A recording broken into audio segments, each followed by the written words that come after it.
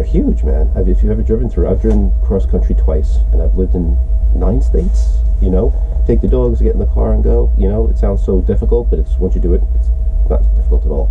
You know, we have a beautiful country, so go see it, right? Go explore, see what's out there. And they're huge, these farms. You can't even imagine. I worked on small farms, and even 40. My biggest farm was like 45 acres.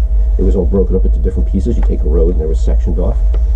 I mean, nothing compared to these other ones. So it would be a big farm for a small state, or a small presence of organic farming in that state. This guy's funny, right? I mean, there's even a typo here, which drives me nuts. But this guy says, oh, FBI can't go it alone. If you see something, say something. No one's going to do that, right? You know, I don't know if you know about my past at all, but I ran into a situation once where I acted out for good Samaritan purposes, and it really turned against me. So no one's going to do that. We know that. I mean, playing a role in information, of course, is key, but I don't know if you really want to be in anyone's database these days when it comes to, and I say that as such a concerned citizen, lover of America, but I don't know. I'm not so sure about how I feel about getting involved in giving information.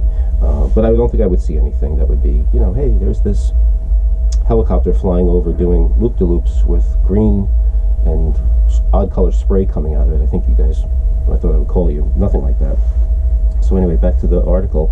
Agriculture is a vulnerable, in quotes, of course, when targeted, comes to terrorism threats, enemies of the U.S. It scares you, it scares me. I said that part already.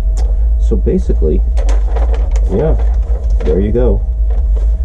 It's not like our food isn't bad enough. Now it's potentially a target. And lastly, I read this twice already, and I don't even know what the heck. But this is like the corn futures, the soybean futures, and the wheat futures. I thought that would be fun to do in terms of production, because I think it all fits, right?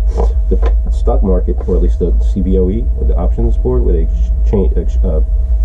exchange where they do futures and agriculture futures. You know, all these things are in like productions of billions of bushels. So 1.249 is in the billions. And it was saying the prices went higher, right, because the production was lower. We know that, right? It's always that supply and demand question, right? I had economics classes. I was a finance minor in college, but, you know, listen to Miller, Modigliani, and all these like theories and stuff, and you know, formulas are as long as the blackboard was. I don't get to see my child, but he will turn 18 this year, so I might. And that's not a channel for divorced dads either. That was many years ago. But what it is when I had him, he was 2, right? So he demanded everything. Just grabbing stuff off the shelves, Lucky Charms. It was my ability to supply it, right? So everyone thinks it's a supply issue, but without demand, then you're putting the cart before the horse, right? So I think the article slightly contradicted itself, and I sound like I'm being hard in the articles, and I don't mean to. I'm sorry if I've come across that way. I was told last night I was obnoxious by 2 separate people, pretty much at the same time. And I think what it's saying is that, you know, these lower productions totals are saying that it's. Let me just find that quote where I had it here. But this is worldwide. This is not just you know, America.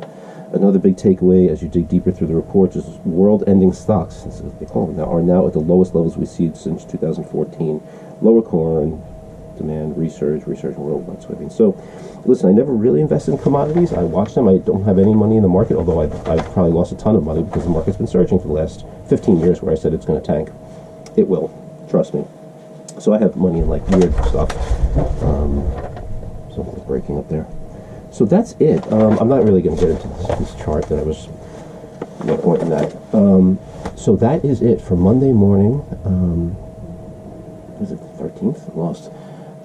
Wishing you all, I should know that, so let me just look really quickly because I don't even know the date. How bad is that? 13th, I got it right. Wishing you all a very lovely day. Another episode to be released on Monday, next Monday. I guess it'll be the 20th. Every Monday I'll be releasing videos. They'll sort of be in this format, but I don't want to stick to that because that's boring too. Hopefully I'll start showing you what I'll be building. But I wish you all a wonderful day. Happy farming, happy vegetable eating. Let's try to make a conscious decision, not just for the year, but for ourselves, for our families, whoever we love, that we're going to try to do a little bit towards keeping our hand in that local movement, growing something on your own, little thing in your backyard, something, and we'll just see where it goes, right? Because it's always going to be usable. That $1.99 that you invested in a plant, or whatever they cost these days, organic, maybe a little more, is going to provide you you know, you can make tea. You can sometimes they're medicinal purposes. You can put it on a roast or that's meat, so watch out for that. But as a cooking thing, as a smelling thing, not thing, but as a, you know, accent to your cooking, accent to your something you would put in the house for just its, you know, very robust smell. I'm referring to rosemary. I love that stuff.